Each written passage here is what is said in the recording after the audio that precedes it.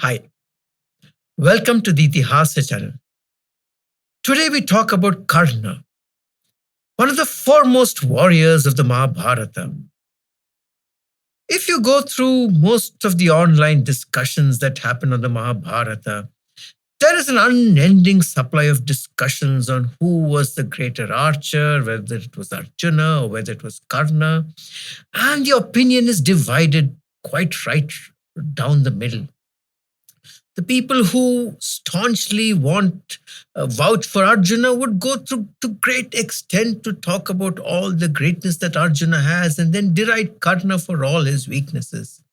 And the vice versa would happen with people who are staunch supporters of Karna. But somehow the Mahabharata never really got into this discussion. At every point in the Mahabharata, it has always been very nuanced in its discussion about its assessment of the two archers, the assessment of the two warriors, and how each one has his greatness and his weaknesses. For every human being in the Mahabharata had their strengths, had their weaknesses, had their good times, had their bad times, had points in them which were absolutely virtuous and had points and had periods in them which were quite questionable. Probably except for Duryodhana, who was generally very evil and wicked and never had too many great qualities. In fact, if you remember, I had told you that his original name was Suyodhana. And it was in his lifetime that he was started to be called Duryodhana, probably because of his bad deeds. So much so that even during the first person recountation that would happen in the Mahabharata, he would have been called Duryodhana a lot of times. So the Mahabharata has always given the benefit of doubt. In fact, Karna has been a child of circumstance, quite varied circumstances. And the Mahabharata has given him the benefit of doubt for that. He's been appreciated for all his virtues. He's been called out for having a certain amount of bad qualities. And so has Arjuna. And so, taking the name of the gods, we pray to them that we too will be very nuanced in our discussion about Karna and non-biased in our discussion about Karna. Om Namah Shivaya, Om Nagendraya Namaha, Om Amme Narayana, Om Namo Bhagavate Vasudevaya, Om Ganeshaya Namaha, Om Anjaneyaya Namaha, Om Subramanyaya Namaha, Swamiye Sharanamayapo, Om Guruve Namaha. So in this discussion about Karna, we go back a little bit, back to the time when Kunti gave birth to Karna. We've already discussed parts of it, but I would be a little more specific since we're dealing specifically with Karna. So Kunti was not born Kunti. Kunti was born Pritha, daughter to Surasena, and she had many siblings. One of them was Vasudeva, who would eventually be the father of Krishna or Vasudeva. And her father Surasena had a cousin called Kunti Bhoja, who was a king.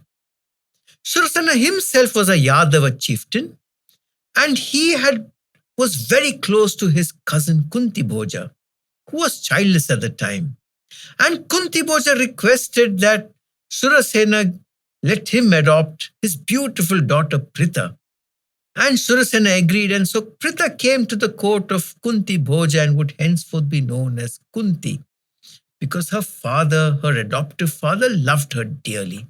She was the apple of his eye. She was his world. She was his everything. And Kunti also was a woman of extraordinary capacity. She was a brilliant woman, extraordinary in beauty. She was almost like an Apsara, and people would say that she was fit for the Devas themselves.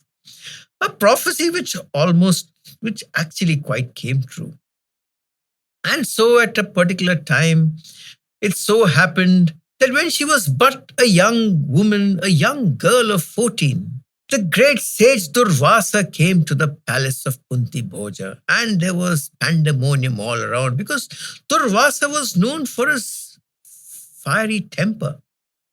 And so it happened at that time that Durvasa came to the palace of Kunti Bhoja, and it was up to Kunti to take care of him, and she ensured that his every need was taken care of, his every luxury was ensured. The rishis didn't have that many luxuries, but she would ensure that he would get the choicest of fruits. She would stay up at night, fanning him so that he wouldn't feel the warmth of the season. She would ensure that his feet were washed with warm water, and then she would go ahead and put that water on her head as a show of respect, maybe drink a bit of it as a show of extreme respect. And she ensured that he was absolutely taken care of. And while parting, he gave her a boon. He told her about a mantra which was from a much earlier time when the earth was young. A mantra said in the words that would not be heard of in those times. An ancient tongue, that mantra was taught to Kunti, and he told her that at any time you wish to summon a Deva, that Deva will come and do your bidding. And she was but a young girl, and he found it very delicate to explain the details of what the Deva would do when summoned by the mantra. And so saying, he went, and as he was leaving, he wondered why he came to the palace in the first place. What strange fate drew him there, for he had no work there. And what strange fate drew him to tell Kunti this wonderful mantra of an age gone by, of a tongue not spoken of, not even heard of an ancient tongue. And so puzzled, Durvasa went off, not knowing that he had set into motion a destiny of fate that would change the course of Bharatvarsha in the years to come. And this young Kunti, so excited about having learnt this mantra which could summon the Devas, remembered that she had to say it one day, and one fine day when she attained puberty and her heart was set on this beautiful Surya, the sun god, and in whose whims everybody danced. Every creature would dance to the whims of the sun. Every flower would dance to the whims of the sun, and they would point to the sun, and they would pray to the sun, and they would do his bidding. And she was mesmerized by this Surya Deva, this phenomenal god of the sky, the ultimate celestial being. And she thought, why don't I call Surya Deva to meet me? Why don't I call him? He's so fancy. He's so beautiful. And she recollected that mantra, closed her eyes, folded her hands to Surya Deva, and started muttering in that ancient tongue.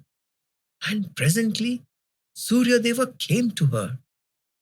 In that beautiful room that was the house of Kunti, Surya Deva came and smiled at her.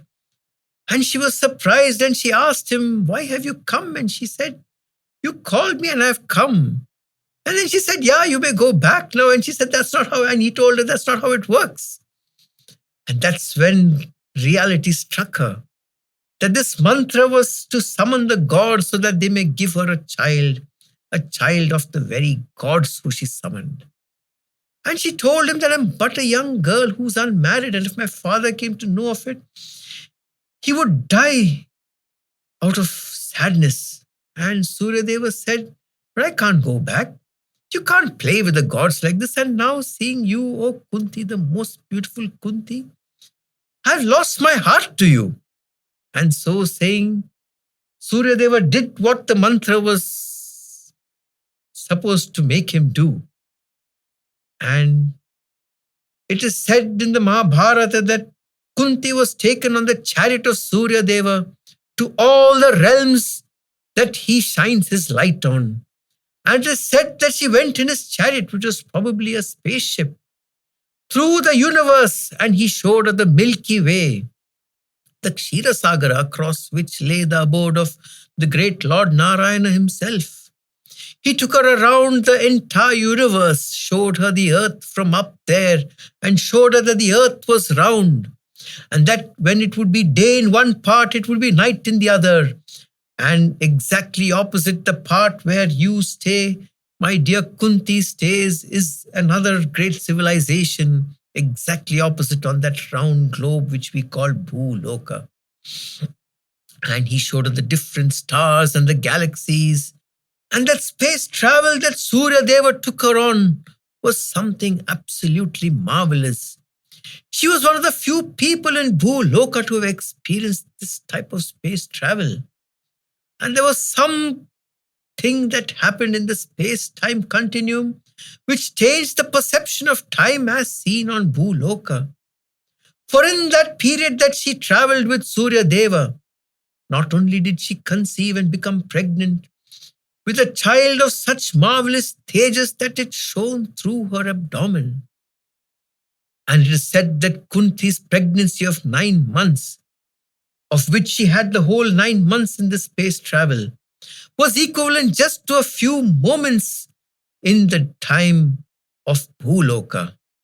And when the great Surya Dev brought her down to Bhuloka, she gave birth to this marvelous child, a child which was born with a beautiful golden kavacha or an armor that seemed to be part of his skin that moved with his skin, an armor that made him invincible to every weapon and astra that was available at the time.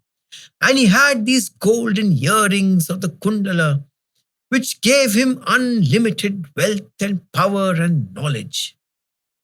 And it is said that this child had a complexion of burnished copper, was absolutely blazing in tejas, had a face like a lion, absolutely handsome, and broad shoulders even in that young infancy, broad shoulders like that of a bull. This child had a smile that would bring hearts aflame to the women of Bharatvarsha. This was a marvelous child of exquisite beauty, quite resembled his father Surya Dev. It was said that Surya Dev also had an armor just like how this child had, and earrings just like how this child had. In every way, he was his father's son, absolutely brilliant and handsome.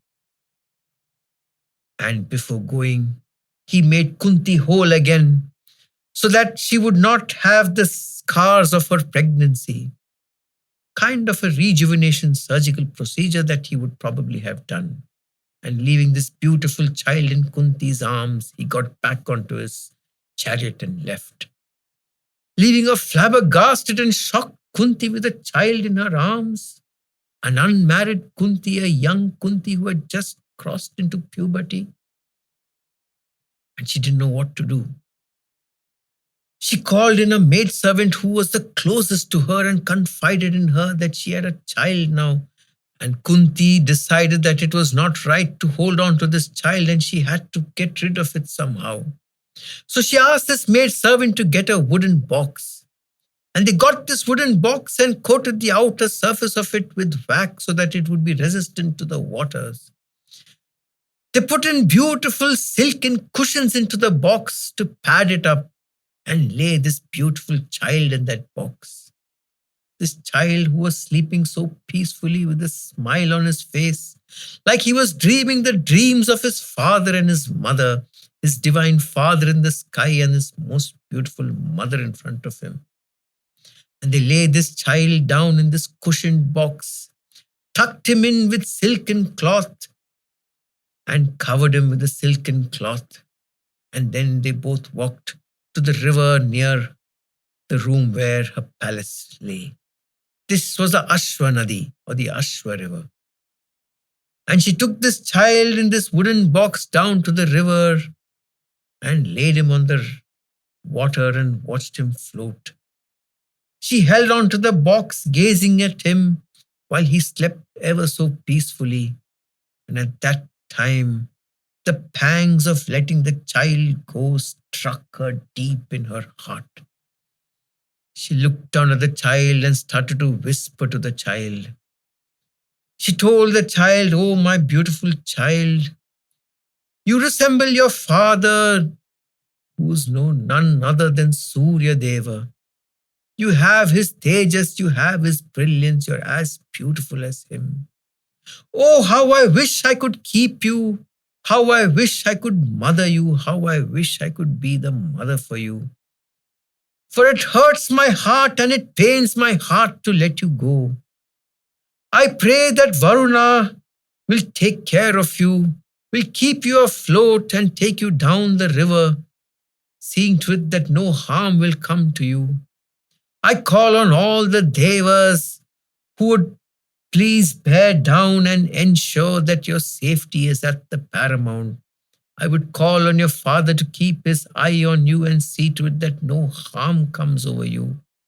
I am sorry, my child, I am unwed and I cannot keep you here.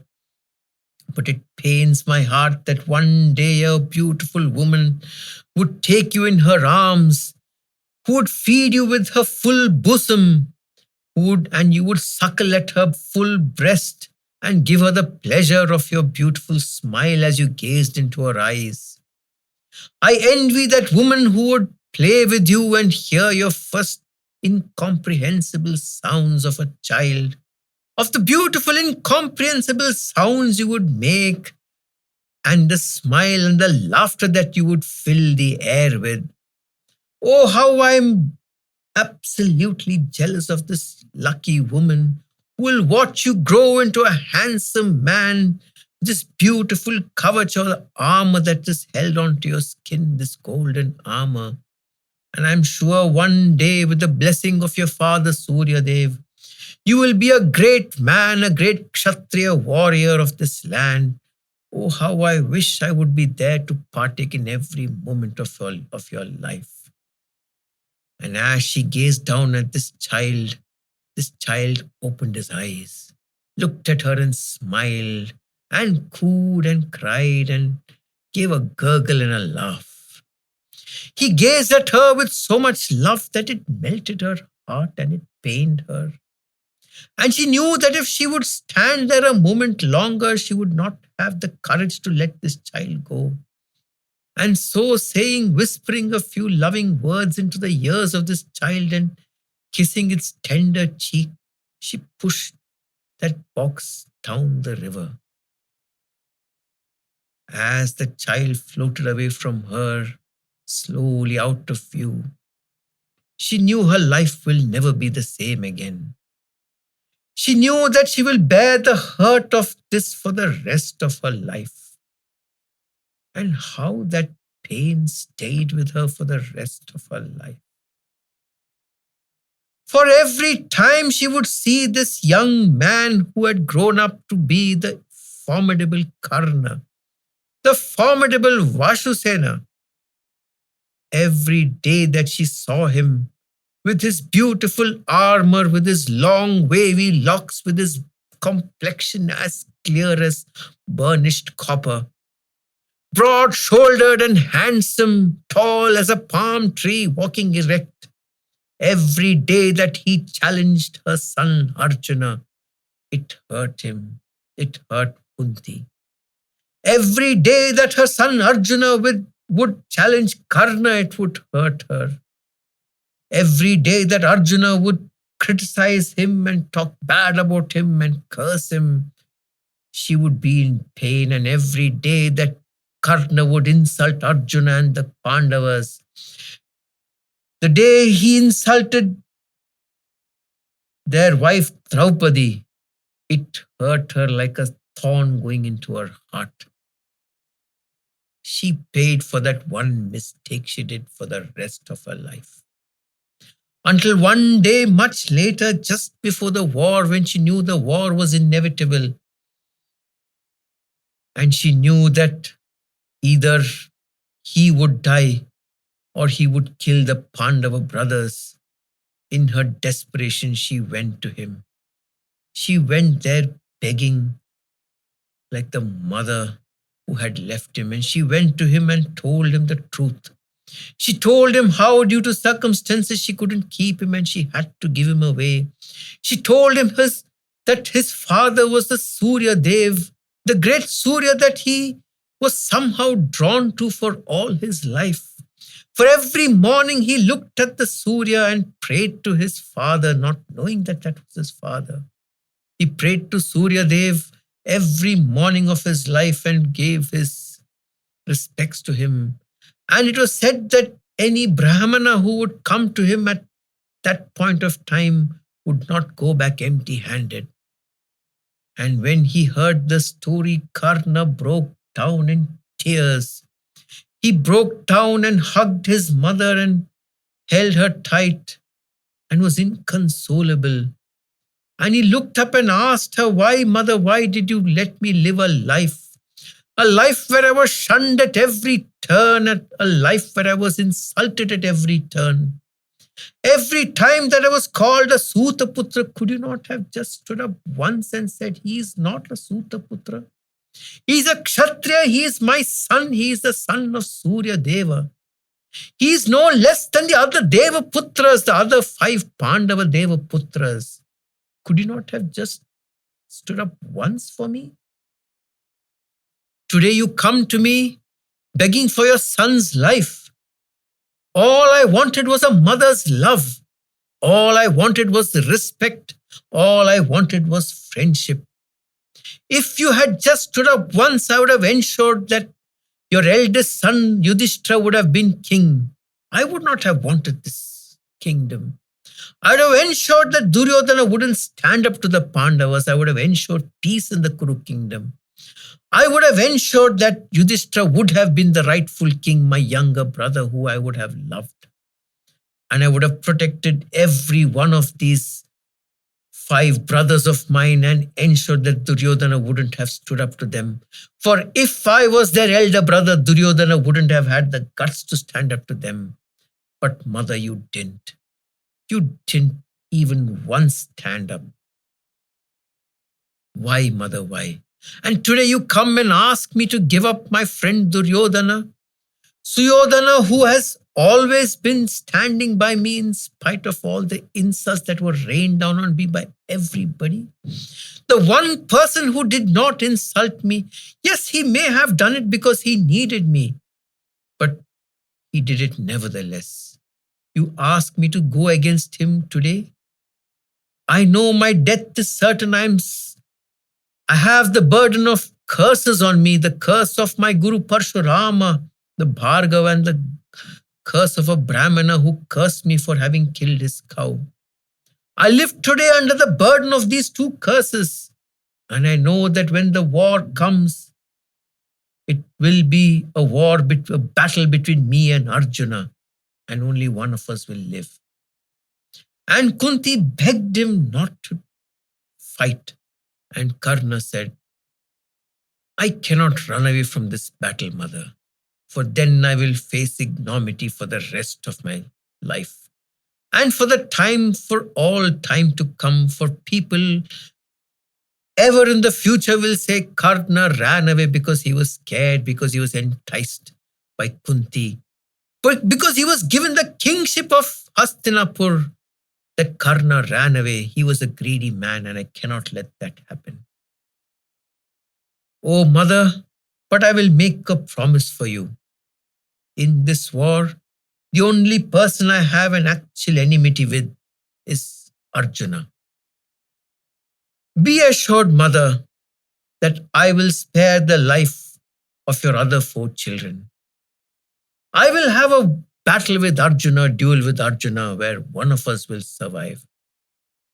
If he lives, you will still have your 5 sons. And if I am able to kill him, and if I come out victorious in this battle, you will still have 5 sons. For from that point on, I shall be your son. Go, mother, before I break down and I'll have to take my own life. Leave, for my resolve might perish in front of you. And that day Kunti left knowing that only one of them would live. She lived her entire life in pain. A sin for which she paid for the rest of her life, the sin for giving up a child. A child who had a father, but not in the eyes of society. And so Karna floated down the Ashwa river. He passed from the Ashwa river into the Charmavati river or the Chambal river, and from there on to the Yamuna and then the Ganga, until he came on the banks of a small kingdom known as the Champa kingdom. And as he floated down, it so happened that there was a man known as Adhiratha. He was a great charioteer of great valor. He was a close friend of Dhritarashtra too, and he had been a charioteer for Dhritarashtra at one point of time. Dhritarashtra was very close to him and very friendly with him. And because of this, he was given the status of a chieftain of a small town on the banks of that river, the banks of the Ganga. And as he stood on the banks of the Ganga, giving his respects to the sun god Surya Deva and doing his morning prayers, in a distance in the middle of the river, he saw a box floating. And he realized from the look that the box was no ordinary box. There was a movement in the box, and he realized that there was something there. And he swam across to the middle of the Ganga and brought the box back to the shore. And as he pulled across the silken cloth covering the box, the most amazing sight greeted him, and he called out to his wife Radha. It so happened that Adhiratha and Radha were childless till then, and they had long prayed for a beautiful child, but of no avail. And it was fate and destiny that ensured that this beautiful basket, this beautiful wooden box would reach them. And he called out to his wife Radha and said, "Come immediately, come to the shore and look at what I have found." And they gazed down at this beautiful child who was lying in this box, a child of a beautiful glow who seemed to be an incarnation of Surya Deva himself, that Surya Deva to which he used to pray every morning.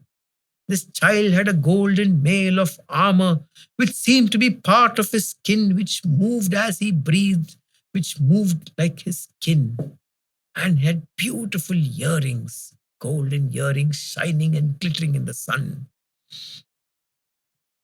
And he looked at her, his wife, and said, "This is a gift to us from the gods themselves. This is a gift to us from the Devas, for this is no ordinary child. This child has to be a Deva putra. Come, let us take it." And they took this child with them, and then brought this child to their home, and then adopted this child as their own.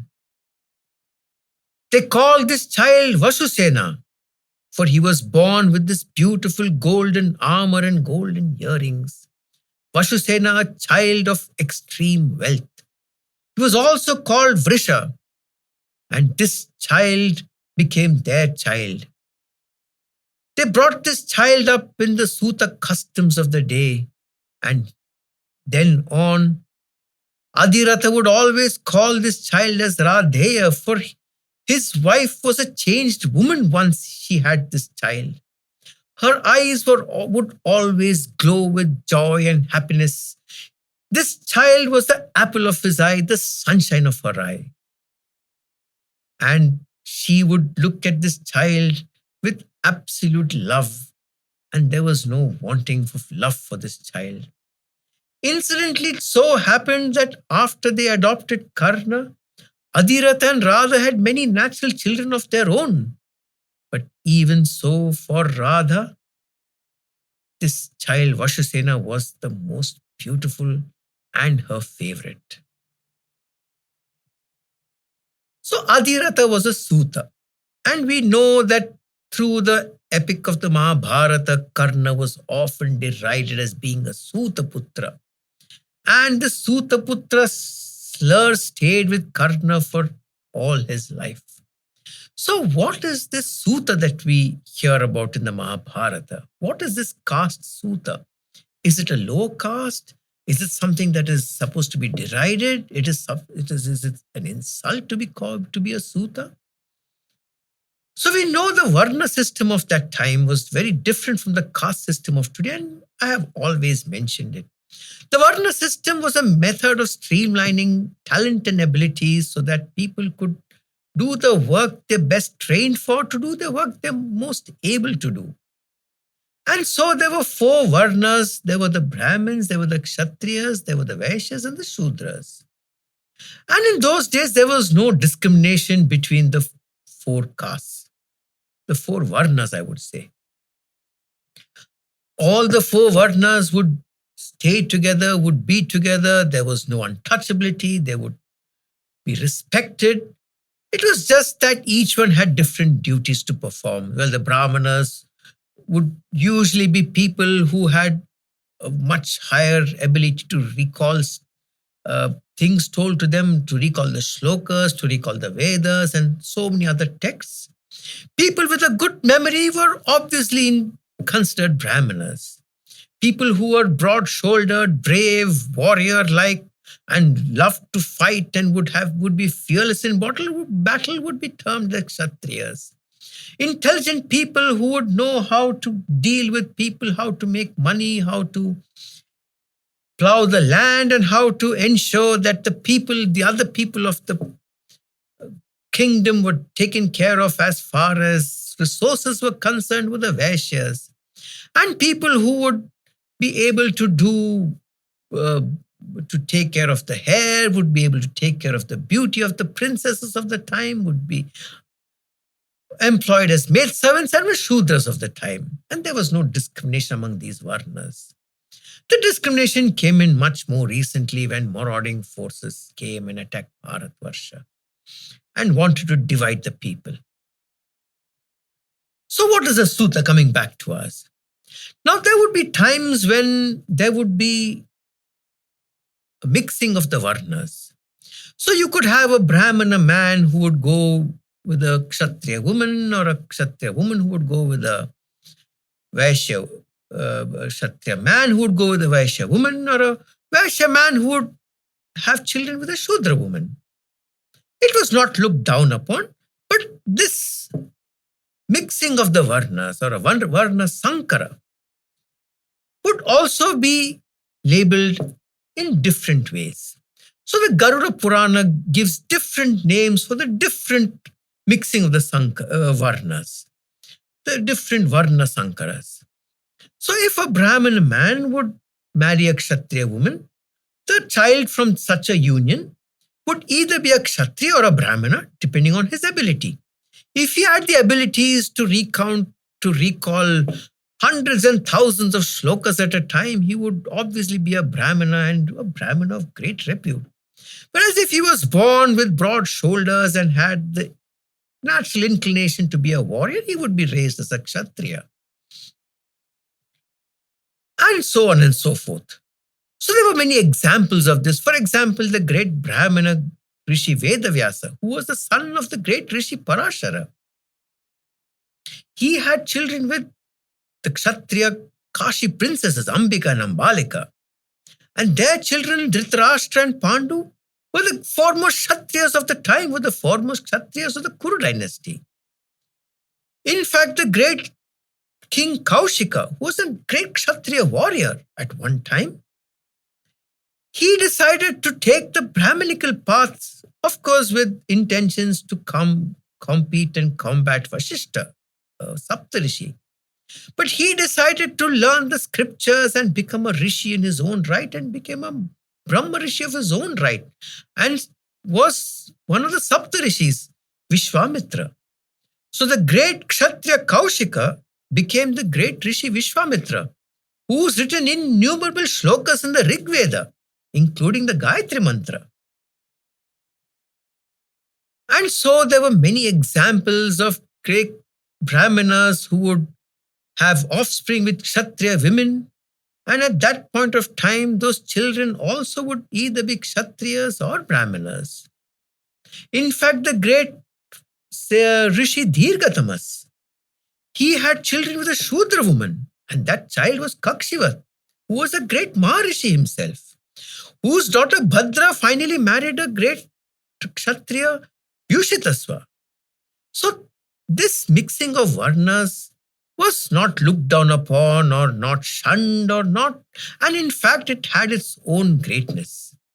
So, coming back to what the Suta is. So, if the father was a Kshatriya and the mother was a Brahmana, that child would be known as Suta. So, Adhiratha was a Suta whose father was a Kshatriya and mother was a Brahmana. And Suta was not a lower caste or a caste to be looked down upon. A Suta in those days would traditionally tend to be charioteers of great excellence. In fact, great storytellers and teachers also were great Sutas. In fact, it's quite probable that the English word soothsayer came from the word Suta, because Sutas at that time were great storytellers, great teachers. They themselves would be quite adept in the knowledge of the Vedas and its Angas and the Shastras, and they would themselves be great teachers who would work in Gurukulas teaching students, and they themselves were, there were many great Sutas at the time. So the Sutas were not to be looked down upon. So there were many other such mixing in the Varna system that took place in those days. If you had a Brahmana woman who had a child with a Vaishya man, such a child would be a Vaidekha.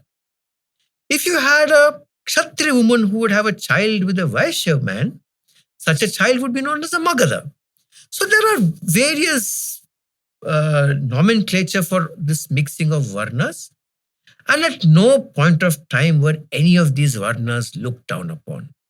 And there were great people who were born of these Varnas. For example, there's a story in the Mahabharata of a man called Satyakama Jabali or Satyakama Jabala. So there was this boy Satyakama, whose mother Jabala was a woman who used to go to many men and used to service many men. And when she got pregnant, she had a beautiful child called Satyakama, who was very intent on learning all the Vedas and various forms of knowledge. And she knew that she didn't know who the father of her child was. And when the child asked her who my father was, she told the child, it's very difficult for me to tell you who your father actually is. And so this young boy Satyakama was quite desirous of learning the Vedas, the Shastras, and the various theoretical knowledge systems of the time. And he was desirous of a great guru who would guide him and teach him all this. So he went to this great rishi called Haridrumata Gautama, who was a son of Haridruma, who was of the Gautama ancestry. And he went to this great rishi called Haridrumata Gautama and asked him to take him as a student. And this great rishi asked this boy Satyakama, tell me your lineage, tell me which lineage you come from. And this child was crestfallen and he told this guru that my mother is a woman called Jabala. And she once told me that she doesn't know who my father is, for she's been with many men. And I'm sorry, I don't know who my father is. Could be anybody. And this great rishi, Haridrumata Gautama, took the Satyakama Jabala as his student and taught him everything he knew, until one day this child Satyakama Jabala became one of the greatest rishis of his time, a child with very questionable parentage. And so it is quite obvious that in those times, 5,000 to 7,000 years ago, the Varna system was not discriminated against. So the fact that this child Karna was a Suta putra was nothing to be ashamed of, or was not an insult. But in the system of Bharat Varsha, even today, any word can be used as a slur. You don't have to depend on a 4-letter word for a slur. Any physical description, any financial status, anything can be used as a slur. For example, if somebody has spectacles, you can use the fact that he has spectacles as a slur. If somebody is fat, it can be used as a slur. If somebody is thin, it can be used as a slur. In fact, a person like me who has a tie, even the fact that I wear a tie can be used as a slur. So when somebody wanted to insult Karna, for Karna was a brave warrior and Karna was a great man. And if somebody wanted to insult Karna, for they would have felt lesser in front of him, they would have used this birth of his, this lineage of his, of a Suta, as an insult. And so, though the word Suta itself had absolutely no connotation of inferiority or of insult, the term Suta Putra was used as a slur against Karna to put him down by his enemies, for they knew that they had no other way to put him down other than to use this. In the same way that Bhishma was said to have castrated himself, so that too was untrue. And so, this young boy, this Suta Putra Karna, grew up in the loving care of his mother Radha, listening to stories that his mother Radha would tell him.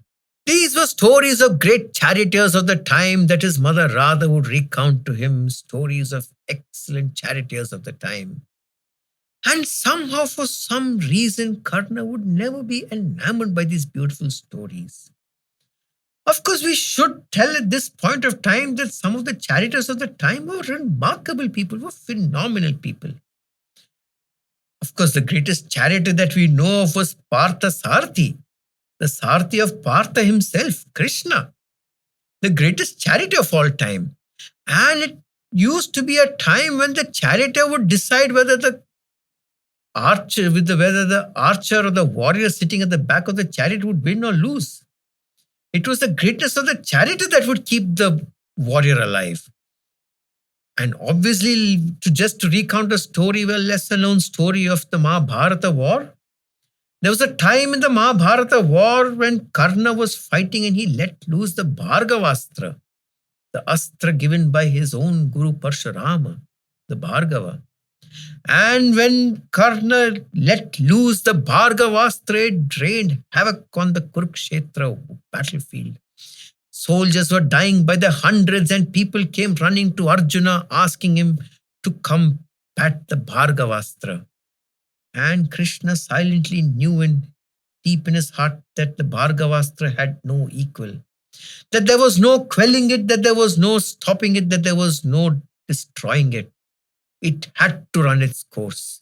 Eventually, the Bhargavastra would dissolve and would stop its effect, this horrendous effect that it had. And all Krishna could do was to take Arjuna away from the battlefield. For if Krishna had taken Arjuna to the midst of the battlefield, the Bhargavastra would have even killed Arjuna. And so Krishna told Arjuna that Yudhishthira is badly wounded and we don't know if he may live and survive the day. I think we should go to Yudhishthira and see how he is. It's not that Arjuna was a doctor or a physician who could cure Yudhishthira. He had more work to do in the battlefield than to be sitting next to Yudhishthira. But no, Krishna very diplomatically told Arjuna that Yudhishthira needs you by his side now that he is unwell and he is seriously wounded. Let's go to him and be with him, and very cleverly took Arjuna away from the battlefield, away from the devastating blows of the Bhargavastra.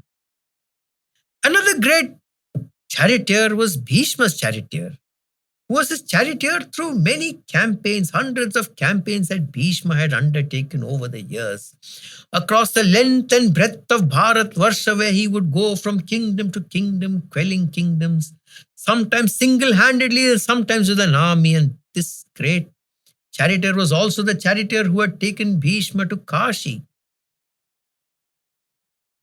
And this great charioteer was the charioteer who was with him at the battle with Parshurama, where he had fought this deadly duel with Parshurama. And this great charioteer was the same charioteer who was steering Bhishma's chariot in the war, in the battle against his guru Parshurama, the Bhargava.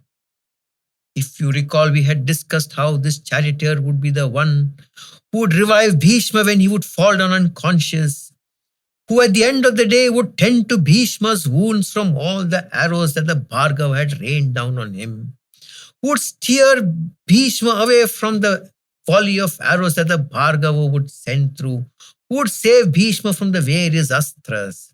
And finally, it was in that battle that Parshurama finally killed that great charioteer, and it was a great loss for Bhishma.